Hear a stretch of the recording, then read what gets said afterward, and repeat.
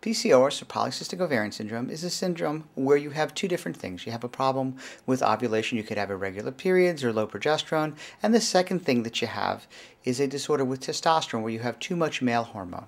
It could be high levels in your bloodstream. It could also be symptoms, facial hair, bad acne, things like that. A very common disorder. In fact, it's the most common reproductive hormonal disorder in women of reproductive age. Polycystic ovarian syndrome is not curable, but it's treatable.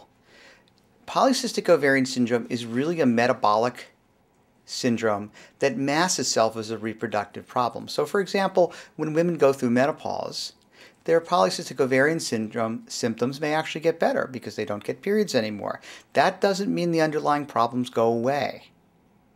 You become less concerned about them because you're not trying to have a baby anymore, so it's not concerning to you on a personal level. But in fact, there are all sorts of risk factors for heart disease, for diabetes, that require treatment as you get older, or at least monitoring, to make sure that you don't get something more serious. They're oftentimes told by their gynecologist that they have polycystic ovarian syndrome and they're not going to be able to have kids. And that is absolutely not true. Okay, that doesn't mean all patients with polycystic ovarian syndrome will be able to be successful, but most of them will be.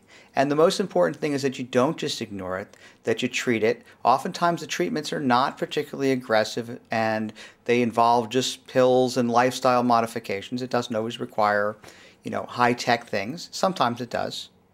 But the most important thing is that you recognize that you have it, you deal with it, and go for treatment sooner, realizing that it may take you a little bit longer. And most people, when they do that, will be able to get pregnant.